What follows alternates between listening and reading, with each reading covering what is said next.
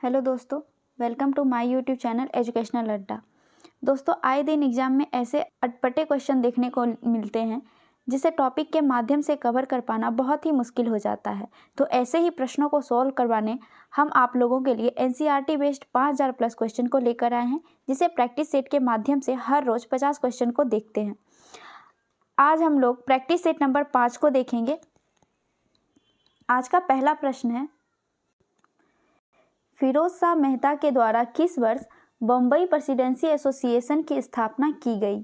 तो 1885 ईस्वी में फिरोज शाह मेहता के द्वारा बम्बई प्रेसिडेंसी एसोसिएशन की स्थापना की गई। इसका सही आंसर ऑप्शन नंबर डी हो जाएगा। अगला प्रश्न है, मृत घाटी डेथ वैली क्यों प्रसिद्ध है? तो दोस्तों, मृत घाटी अत्यधिक उष्णता के कारण प्रसिद्ध है। तो इसका सही आंसर ऑप्शन नंबर सी हो जाएगा। अगला प्रश्न है, जलोढ़ मिट्टी के संबंध में से कौन सा कथन सत्य है? तो चलिए देख लेते हैं। पहला कथन है, जलोढ़ मृदा प्रायद्वीपीय प्रदेश में पूर्वी तट के नदी डेल्टाओं और नदियों की घाटी में पाई जाती है, जो कि सही है। दूसरा कथन है, प्रतिवर्ष बाढ़ों के द्वारा निक्षेपित होने वाली नई जलोढ़ मृदा को बांगर कहते हैं। ये गलत है दोस्तों। प्रतिवर्ष जो बाढ़ के द्वारा मिट्टी लाया जाता है, उस नवीन मृदा को बांगर नहीं खादर मिट्टी कहते हैं। क्या कहते हैं? खादर मिट्टी कहते हैं। इसीलिए ये कथन गलत हो जाएगा। तीसरा कथन है, जलोढ़ मृदा में पोटास की मात्रा अधिक पाई जाती है, जो कि बिल्कुल सही कथन है। इसलिए इसका सही आंसर ऑप्शन नंबर डी हो जाएगा। 1 और 3 कथन सही है। अगला प्रश्न है, सूर्य ग्रहण की स्थिति में होती है। दोस्तों, सूर्य ग्रहण की स्थिति में सूरज और पृथ्वी के बीच चंद्रमा आ जाती है।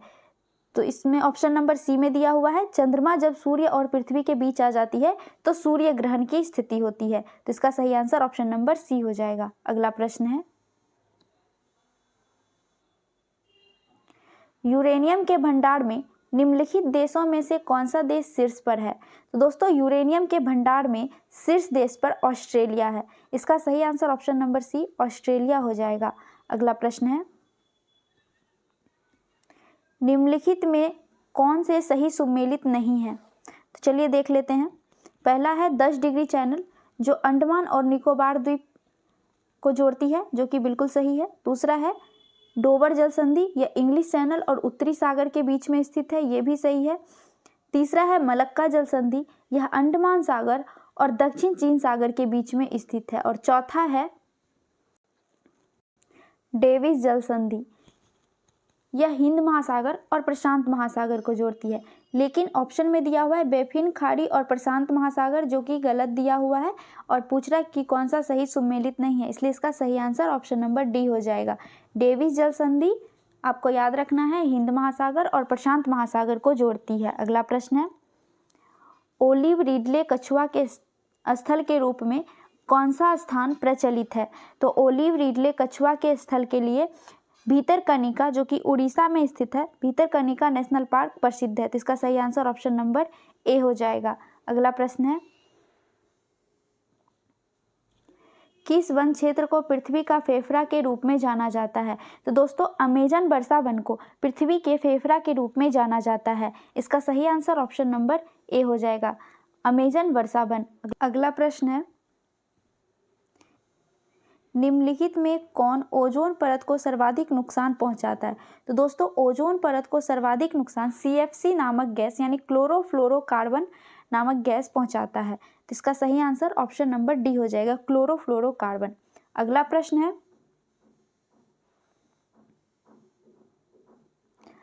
पारिस्थितिकी तंत्र की संकल्पना को किसने प्रस्तावित किया था? तो पारिस्थितिकी तंत्र की संकल्पना को एजी ट्रांसले के द्वारा प्रस्तावित किया गया था। किसके द्वारा किया गया था? एजी ट्रांसले के द्वारा। तो इसका सही आंसर ऑप्शन नंबर ए हो जाएगा। अगला प्रश्न है, पश्चिम की ओर प्रवाहित होने वाली नदियां कौन है? दोस्तों, पश्चिम की ओर प्रवाहित होने वाली नदियां नर्मदा, ताप्ती और माही नदी है। आपको बता दें, माही नदी कर्क रेखा को 2 बार काटती है। तो इसका सही आंसर क्या हो जाएगा? 1, 2 और 3, जो कि ऑप्शन नंबर बी में है। तो इसका सही आंसर ऑप्शन नंबर बी हो जाएगा। अगला प्रश्न है, सोडियम हाइड्रोक्साइड एवं हाइड्रोक्लोरिक अम्ल की अभिक्रिया से सोडियम क्लोराइड और जल बनते हैं।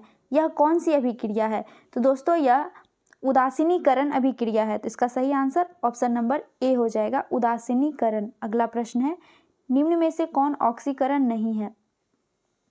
तो इसमें से ऑक्सीकरण कौन सा नहीं है? अवक्षेपण, यह ऑक्सीकरण नहीं है। इसका सही आंसर ऑप्शन नंबर बी हो जाएगा। अगला प्रश्न है,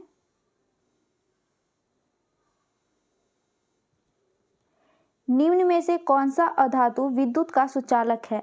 दोस्तों विद्युत का सुचालक इसमें से ग्रेफाइट है। ग्रेफाइट एक अधातु होते हुए भी विद्युत का सुचालक है, तो इसलिए इसका सही आंसर ऑप्शन नंबर ए हो जाएगा। अगला प्रश्न है, रबर निम्न में किसका बहुलक है?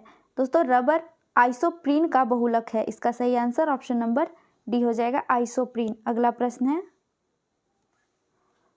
वास्तविक वस्तु का हमेशा सीधा प्रतिबिंब बनाने वाला दर्पण होता है। वास्तविक वस्तु का हमेशा सीधा प्रतिबिंब समतल तथा उत्तल दर्पण बनाता है। कौन बनाता है? समतल तथा उत्तल दर्पण। तो इसका सही आंसर ऑप्शन नंबर डी हो जाएगा। अगला प्रश्न है, विद्युत चुंबक बनाने के लिए प्रायः किस पदार्थ के छड़ का प्रयोग किया जाता है? तो दोस्तों विद्युत चुंबक बनाने के लिए नर्म लोहा का प्रयोग किया जाता है। किसका प्रयोग किया जाता है? नर्म लोहा का। इसका सही आंसर ऑप्शन नंबर बी हो जाएगा। अगला प्रश्न है, निम्न में से कौन सा मिश्रण का पृथक्करण विधियां हैं? देख लेते हैं कौन कौन सा है। रवाकरण, ये भी मिश्रण का पृथक्करण है। आवसन, निस्यंदन और ऊर्ध्वापातन, ये सभी मिश्रण का पृथक्करण विधियां हैं, इसलिए इसका सही आंसर ऑप्शन नंबर डी हो जाएगा, इनमें से सभी। अगला प्रश्न है, मनुष्य में मादा जनन अंग से किस हार्मोन का स्रावन होता है? दोस्तों मादा जनन अंग से एस्ट्रोजन, प्रोजेस्टेरोन और रिलैक्सिन, ये तीनों हार्मोन स्रावित होता है। इसका सही आंसर ऑप्शन नंबर डी हो जाएगा। उपयुक्त सभी मादा जननांग से स्रावित होने वाला हार्मोन है। कौन कौन सा है? एस्ट्रोजन, प्रोजेस्टेरोन और रिलैक्सिन। अगला प्रश्न है,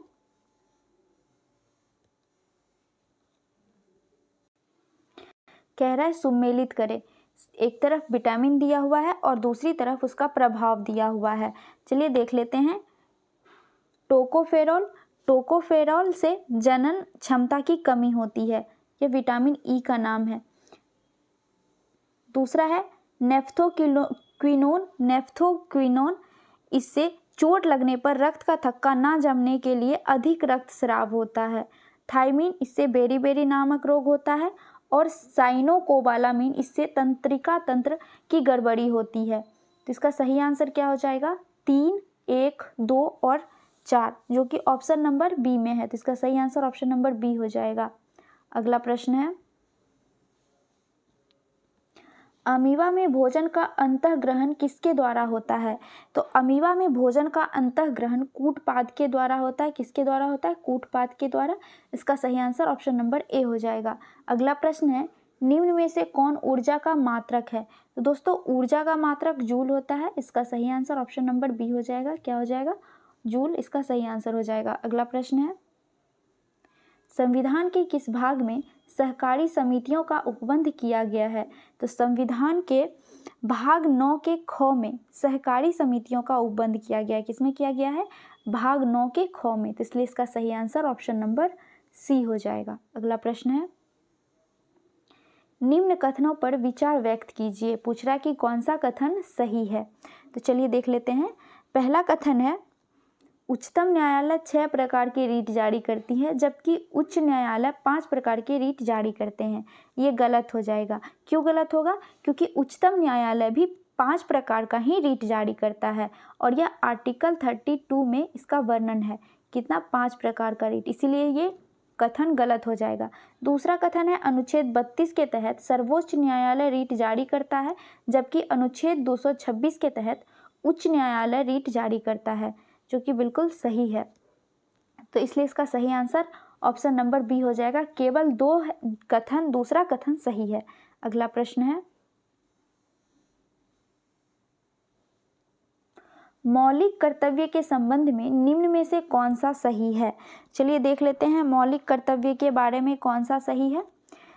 पहला कथन है, सरदार स्वर्ण सिंह समिति के सुझाव पर भारतीय संविधान में मौलिक कर्तव्य को जोड़ा गया, जो कि बिल्कुल सही है।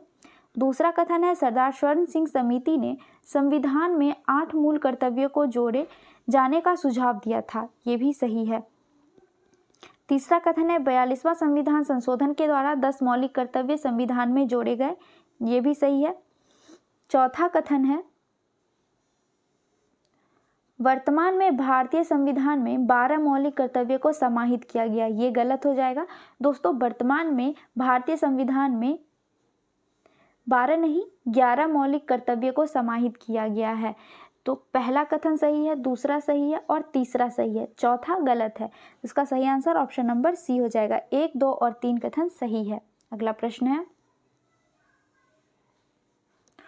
1919 के भारत शासन अधिनियम में निम्नलिखित में से कौन सी प्रमुख विशेषताएं हैं? उपयुक्त में से कौन सा सही है पूछ रहा है, तो चलिए देख लेते हैं। पहला कथन है केंद्र द्वारा प्रांतों को विधायी शक्ति का हस्तांतरण किया गया था 1919 के भारत शासन अधिनियम के अंतर्गत, जो कि बिल्कुल सही दिया हुआ है। दूसरा है प्रांतों की कार्यकारिणी सरकार में द्वैत शासन की व्यवस्था की गई थी, ये भी सही है। तीसरा कथन दिया हुआ है इसके तहत यानी 1919 के भारत शासन अधिनियम के तहत पहली बार केंद्रीय बजट को राज्य बजट से अलग किया गया था। कब किया गया था? एक तो इंडिविजुअली यही क्वेश्चन बन गया कि पहली बार केंद्र बजट को राज्य बजट से कब अलग किया गया था।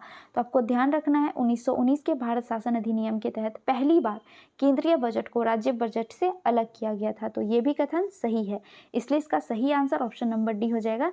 सभी के सभी कथन सही हैं। अगला प्रश्न है स्वतंत्र भारत के पहले मंत्रिमंडल में रेलवे एवं परिवहन मंत्रालय का जिम्मा किसे सौंपा गया? तो सबसे पहले किसे सौंपा गया था दोस्तों? तो डॉक्टर जॉन मिथाई को सौंपा गया था। स्वतंत्र भारत के पहले मंत्रिमंडल एवं रेलवे और परिवहन मंत्रालय कौन बने थे? डॉक्टर जॉन मिथाई बने थे। इसका सही आंसर ऑप्शन नंबर सी हो जाएगा। अगला प्रश्न है निम्नलिखित में से कौन राज्य के नीति निर्देशक सिद्धांत नहीं है? तो चलिए देख लेते हैं कौन सा नीति निर्देशक सिद्धांत नहीं है। पहला है कुटीर उद्योग का विकास करना, जो कि नीति निर्देशक के अंदर आता है, बिल्कुल सही है। दूसरा है आजीविका के पर्याप्त साधनों का अधिकार, यह भी नीति निर्देशक तत्व के अंदर आता है। तीसरा है अल्पसंख्यकों की भाषा, लिपि और संस्कृति का संरक्षण, ये नीति निर्देशक के अंतर्गत नहीं आता है, यह मूल अधिकार के अंतर्गत आता है। किसके अंतर्गत आता है? मूल अधिकार के अंतर्गत। तो यही सही आंसर हो जाएगा, ऑप्शन नंबर सी सही आंसर हो जाएगा। चौथा में है राज्य पोषक और जीवन स्तर को बढ़ाने और सार्वजनिक स्वास्थ्य में सुधार करने का प्रयास करना, जो कि नीति निर्देशक तत्व के अंदर आता है। ठीक है। अगला प्रश्न है लॉर्ड डलहौजी के शासनकाल में लागू व्यापक सिद्धांत के कारण ब्रिटिश साम्राज्य में शामिल किए गए राज्यों की सूची में शामिल नहीं है। कौन शामिल नहीं है? तो अवध शामिल नहीं है लॉर्ड डलहौजी के व्यापक यानी कि हड़प नीति में शामिल नहीं है। कौन नहीं है? अवध। इसको ध्यान रखिएगा, इसका सही आंसर ऑप्शन नंबर सी हो जाएगा। कौन कौन शामिल था? तो सुजैस बहुजना करके आपको ध्यान रखना है। स से सतारा, स से संबलपुर, ज से जैतपुर, त से तारापुर, ब से बघाट, झ से झांसी और नौ से नागपुर। ठीक है, आप इसको ध्यान रखिएगा। ये सभी लॉर्ड डलहौजी के व्यापक सिद्धांत के अंतर्गत आते थे, जबकि अवध नहीं आता था। अगला प्रश्न है सामाजिक धार्मिक सुधार आंदोलन के दौरान बाल विवाह रोकने के लिए शारदा अधिनियम कब पारित किया गया था? दोस्तों शारदा अधिनियम 1930 ईस्वी में पारित किया गया था बाल विवाह को रोकने के लिए। इसका सही आंसर ऑप्शन नंबर डी हो जाएगा। कब पारित किया गया था शारदा अधिनियम बाल विवाह को रोकने के लिए? तो 1930 ईस्वी में किया गया था। अगला प्रश्न है भारत में हुए किसान आंदोलन में प्रथम भारतीय किसान स्कूल की स्थापना किसके द्वारा की गई थी? तो भारतीय किसान स्कूल की स्थापना एनजी रंगा के द्वारा किया गया था। किसके द्वारा किया गया था? एनजी रंगा के द्वारा। इसका सही आंसर ऑप्शन नंबर बी हो जाएगा। अगला प्रश्न है इंडियन मिरर समाचार पत्र का संपादन किसके द्वारा किया गया था? तो इंडियन मिरर समाचार पत्र का संपादन देवेंद्र नाथ टैगोर के द्वारा किया गया था। किसके द्वारा किया गया था? देवेंद्र नाथ टैगोर के द्वारा। इसका सही आंसर ऑप्शन नंबर सी हो जाएगा। अगला प्रश्न है कांग्रेस के किस अधिवेशन के दौरान पृथक निर्वाचन पद्धति को अस्वीकार किया गया था? किस अधिवेशन के द्वारा पृथक निर्वाचन पद्धति को अस्वीकारा गया था? तो ध्यान रखिएगा 1909 के लाहौर अधिवेशन के द्वारा पृथक निर्वाचन पद्धति को अस्वीकार किया गया था। इसका सही आंसर ऑप्शन नंबर सी हो जाएगा। अगला प्रश्न है मुस्लिम लीग के द्वारा प्रत्यक्ष कार्यवाही दिवस कब मनाया गया? तो मुस्लिम लीग के द्वारा 16 अगस्त 1946 को प्रत्यक्ष कार्यवाही दिवस के रूप में मनाया गया। इसका सही आंसर ऑप्शन नंबर सी हो जाएगा। अगला प्रश्न है, निम्नलिखित में से कौन सा कथन जालियांवाला बाग हत्याकांड के संबंध में सही नहीं है? क्या पूछ रहा है? संबंध नहीं है। तो चलिए देख लेते हैं। पहला कथन है, पहला ऑप्शन है जालियांवाला बाग कांड की जांच के लिए हंटर समिति की गठन की गई थी, जो कि बिल्कुल सही है। दूसरा है सैफुद्दीन किचलू और डॉक्टर सत्यपाल की गिरफ्तारी के विरोध में सभा का आयोजन किया गया था। बिल्कुल, पंजाब में सैफुद्दीन किचलू और डॉक्टर सत्यपाल की गिरफ्तारी के विरुद्ध सभा का आयोजन लोहड़ी के दिन किया गया था। ठीक है, आपको ये भी ध्यान रखना है। तीसरा है इसके उपरांत गांधी जी ने केसरे हिंद की उपाधि त्याग दी थी, तो बिल्कुल ये भी सही है। चौथा है इसके उपरांत गांधी जी ने सत्याग्रह का प्रथम सफल प्रयोग किया था। ये गलत है। इसलिए गलत है क्योंकि गांधी जी सत्याग्रह का प्रथम सफल प्रयोग अहमदाबाद मिल मजदूर में ही कर दिए थे, जो कि 1918 ईस्वी में हुआ था, और जबकि जालियांवाला बाग हत्याकांड 1919 ईस्वी में हुआ था। इसलिए इसका सही आंसर ऑप्शन नंबर डी हो जाएगा। अगला प्रश्न है, भारत में चांदी सर्वप्रथम किस काल में पाई गई थी? तो चांदी सर्वप्रथम हड़प्पा सभ्यता काल में पाई गई थी। कब पाई गई थी? हड़प्पा सभ्यता काल में। इसका सही आंसर ऑप्शन नंबर ए हो जाएगा। अगला प्रश्न है, किस शासक ने शिल्पादित्य की उपाधि धारण की थी? तो दोस्तों शिल्पादित्य की उपाधि धारण हर्ष ने किया था, हर्षवर्धन ने किया था। तो इसका सही आंसर ऑप्शन नंबर सी हो जाएगा। अगला प्रश्न है, निम्नलिखित में से किस संत को कृष्ण और विष्णु का अवतार माना जाता है? तो कृष्ण और विष्णु का अवतार चैतन्य महाप्रभु को माना जाता है। इसका सही आंसर ऑप्शन नंबर डी हो जाएगा। किसे माना जाता है? चैतन्य महाप्रभु को। अगला प्रश्न है, प्रसिद्ध विक्रमशिला विश्वविद्यालय की स्थापना भागलपुर बिहार में किस शासक के द्वारा किया गया था? तो दोस्तों विक्रमशिला विश्वविद्यालय की स्थापना पाल वंश के शासक धर्मपाल के द्वारा किया गया था। किसके द्वारा किया गया था? धर्मपाल के द्वारा किया गया था। इसका सही आंसर ऑप्शन नंबर सी हो जाएगा। अगला प्रश्न है, निम्न में से किस शासक ने महात्मा बुद्ध की सेवा में अपने राजवैद्य जीवक को भेजा था? तो दोस्तों महात्मा बुद्ध की सेवा में अपने राजवैद्य जीवक को बिंबिसार भेजे थे। कौन भेजे थे? बिंबिसार। तो इसका सही आंसर ऑप्शन नंबर सी हो जाएगा, जो कि हड़यक वंश के संस्थापक थे। अगला प्रश्न है, किसके शासनकाल में इब्न बतूता भारत आया था? तो दोस्तों मोहम्मद बिन तुगलक के शासनकाल में इब्न बतूता भारत आया था। तो इसका सही आंसर ऑप्शन नंबर ए हो जाएगा। अगला प्रश्न है, हड़प्पा सभ्यता किस प्रकार की सभ्यता थी? तो हड़प्पा सभ्यता कांस्य युगीन सभ्यता थी। इसका सही आंसर ऑप्शन नंबर बी हो जाएगा। इसका सबसे बड़ा शहर मोहनजोदारो था। अगला प्रश्न है, तारीख ए मुबारक शाही नामक पुस्तक किसके द्वारा रचित थी? तो तारीख ए मुबारक शाही याहिया बिन अहमद सरहिंद के द्वारा रचित पुस्तक है। किसके द्वारा? याहिया बिन अहमद सरहिंद के द्वारा। तो इसका सही आंसर ऑप्शन नंबर सी हो जाएगा। अगला प्रश्न है, निम्नलिखित में से किस वायसराय का कार्यकाल सबसे लंबा रहा? दोस्तों सबसे लंबा कार्यकाल लॉर्ड लिनलिथगो का रहा है। किसका रहा है? लॉर्ड लिनलिथगो का। इसका सही आंसर ऑप्शन नंबर सी हो जाएगा। अगला प्रश्न है, एनाटॉमी विज्ञान की एक शाखा है जिसमें अध्ययन किया जाता है। तो एनाटॉमी में जानवरों एवं पौधों की संरचना के बारे में अध्ययन किया जाता है। किसके बारे में? जानवर एवं पौधों की संरचना के बारे में। इसका सही आंसर ऑप्शन नंबर ए हो जाएगा। अगला प्रश्न है, सकल राष्ट्रीय उत्पाद जीएनपी में निम्नलिखित में से किसको शामिल नहीं किया गया है?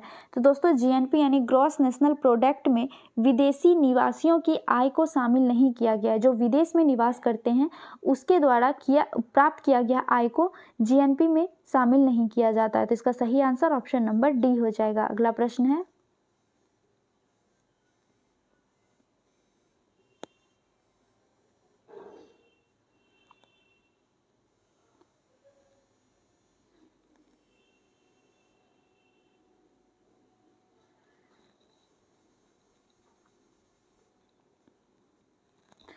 बाजार में मुद्रा आपूर्ति को नियंत्रित करने के साधन के रूप में सरकारी ब्रांडों की बिक्री खरीद को कहा जाता है। तो सरकारी ब्रांड की बिक्री और खरीद को ओपन मार्केट ऑपरेशन कहा जाता है। क्या कहा जाता है? Open market operation. इसका सही आंसर ऑप्शन नंबर बी हो जाएगा। अगला प्रश्न है, निम्न में से कौन सी रिपोर्ट विश्व बैंक द्वारा जारी नहीं की जाती है? तो दोस्तों विश्व बैंक के द्वारा ग्लोबल जेंडर गैप रिपोर्ट यह जारी नहीं किया जाता। इसका सही आंसर ऑप्शन नंबर डी हो जाएगा। अगला प्रश्न है, भारतीय आयात निर्यात बैंक की स्थापना किस वर्ष की गई थी? तो भारतीय आयात निर्यात बैंक की स्थापना 1982 ईस्वी में की गई थी। कब की गई थी? 1982 ईस्वी में। इसका सही आंसर ऑप्शन नंबर ए हो जाएगा। ये हमारे आज के सेशन का लास्ट प्रश्न है। वीडियो कैसी लगी कमेंट में ज़रूर बताइएगा दोस्तों, अपने दोस्तों से भी शेयर कीजिएगा। प्रश्न है, वैश्विक वित्तीय स्थिरता रिपोर्ट निम्नलिखित में से कौन जारी करता है? तो वैश्विक वित्तीय स्थिरता रिपोर्ट IMF के द्वारा जारी किया जाता है। किसके द्वारा जारी किया जाता है? IMF के द्वारा। तो इसका सही आंसर ऑप्शन नंबर डी हो जाएगा। तो हमारा आज का सेशन यहीं तक था। वीडियो कैसी लगी ज़रूर बताइएगा, अपने दोस्तों में शेयर कीजिएगा, लाइक कीजिएगा, कमेंट कीजिएगा। मिलते हैं नेक्स्ट सेशन में नेक्स्ट सेट के साथ। जय हिंद।